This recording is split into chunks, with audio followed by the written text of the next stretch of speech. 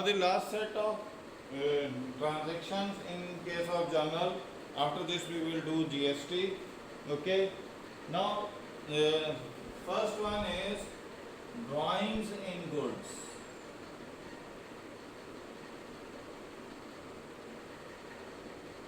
Okay अब goods हमारे पास क्या है? नॉमिनल. ये नॉमिनल नेचर के हैं, ये हमारे पास पर्सनल नेचर का है. ओके. ड्राइंग्स हम विड्रॉ कर रहे हैं अपने पर्सनल यूज के लिए. पर्सनल यूज के लिए तो डेबिट रूल क्या है? Debit the receiver, credit the giver. So is the receiver debit.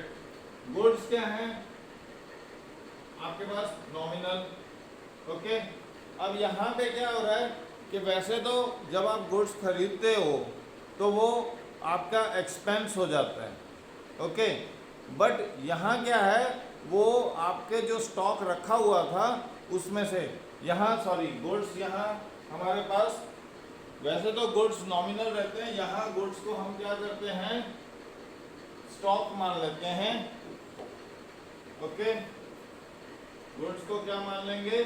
Stock. तो ये क्या हो गया? रियल हो गया.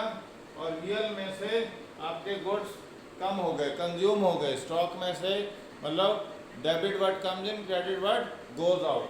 सो it is going out. Okay. तो that's why it is credited. तो यहाँ एंट्री क्या कर देंगे? Drawings account debit to purchases. Otherwise also अगर आप इसे नॉमिनल ट्रीट करोगे तो नॉमिनल में ये डेबिट होते हैं परचेजेस. ओके. क्योंकि एक्सपेंस है. मगर यहाँ आपके एक्सपेंसेस रिड्यूस हो रहे हैं, तो आप इसे स्टॉक ना मान के आप इसे क्या मान लो? परचेजेस मान लो. परचेजेस अगर आपने मान ली हैं तो हम इसे क्या मान लेंगे? नॉमिनल. ओके. एंड नॉमिनल से since purchase is getting consumed. Okay. So it's a loss. It's a so it has to be reduced. तो रिड्यूस करने के लिए परचेजेस क्या होती हैं? डेबिट होती हैं. तो उनको अब क्या कर दिया हमने? क्रेडिट कर दिया. तो ड्राइंग्स टू परचेजेस कर दिया आपके पास. दूसरा एलिमेंट है goods given away as charity. Goods given away as charity. तो चैरिटी क्या है? नॉमिनल. ओके. ये एक्सपेंस है और ये गुड्स क्या है आपके पास? परचेजेस. ये भी नॉमिनल है. ओके.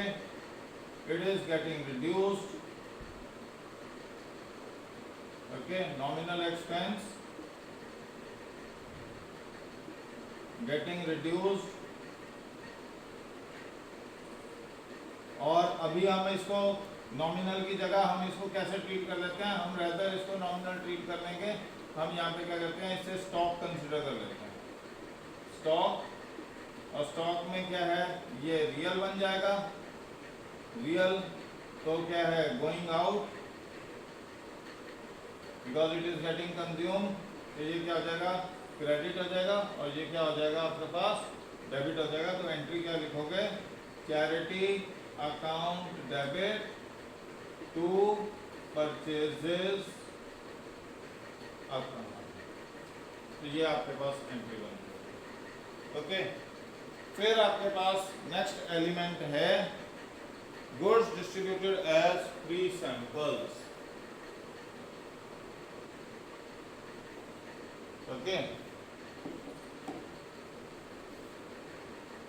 गुड्स distributed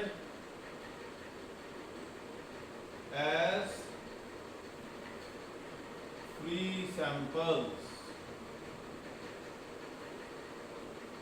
ठीक है जी. यहाँ गुड्स मतलब हमने स्टॉक है या फ्री सैंपल, ये क्या है, nominal expense, debit all expenses. Okay, इसे हम क्या करेंगे, स्टॉक ट्रीट करेंगे। ठीक है, इसमें से आपने क्या किया, स्टॉक में से रियल गोइंग आउट क्योंकि कंज्यूम हो रहे हैं। ओके, तो इसे क्या कर दोगे, क्रेडिट कर दोगे। तो एंट्री क्या कर दोगे, फ्री सैंपल्स या advertisement expense account debit to purchases. Okay जी, advertisement account debit to purchases या free samples account debit to purchases, ये आपके पास एंट्री बन गई। अब आ जाते हैं हम लास्ट इस केस में special entry, that is goods lost by fire. Okay ji,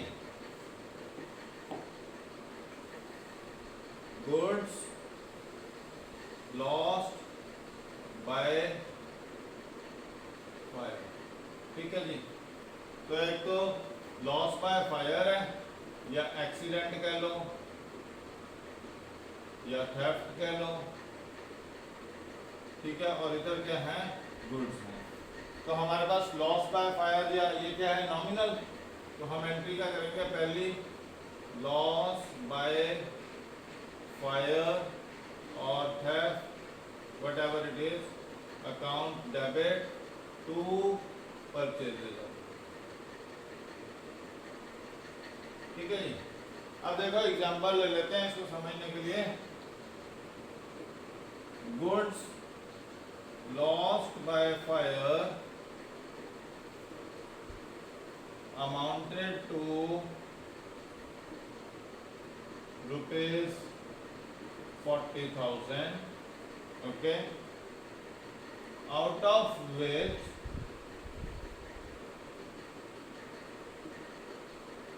40% was not recovered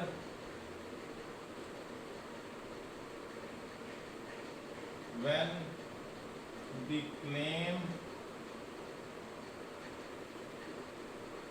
was made।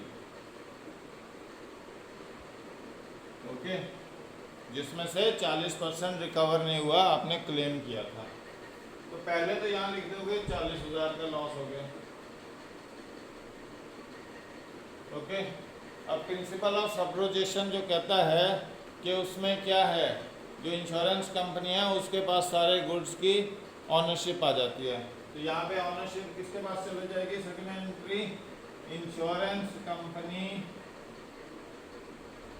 Account debit to loss by fire और थेफ्ट। देखो ये क्रेडिट है, ये डेबिट है, ये आपस में कट जाएंगे तो इंश्योरेंस कंपनी डेबिट हो जाएगी तो परचेजेस हो जाएगा।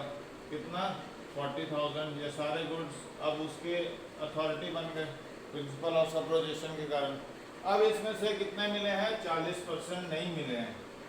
ओके, तो आप क्या एंट्री करोगे, bank account debit, okay, to insurance company account.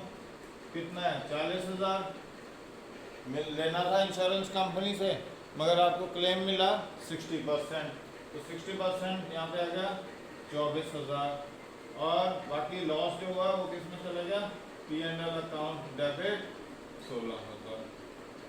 ठीक है जी, अगर वो कहता है कि पूरा का पूरा क्लेम मिल गया, आउट ऑफ विच यहाँ लिख देता है 100% वॉज रिकवर्ड। ओके, तो क्या करते हैं आप, ये एंट्री हटा के सीधा क्या एंट्री कर देते 40। और अगर आपका कुछ भी नहीं रिकवर हुआ तो आप यहाँ पे लिख दोगे P&L account debit to insurance company, मतलब कंप्लीट लॉस हो गया। तो ये आपके पास स्पेशल एंट्रीज हैं। So all these are the various entries which are to be understood. Okay, तो इनके बेसिस पे पूरा का पूरा जर्नल का चैप्टर इस्टेब्लिश्ड है। ओके जी, अब हम चलते हैं इसके बाद जीएसटी पे चलते हैं। Okay, so this is all in journal and double entry.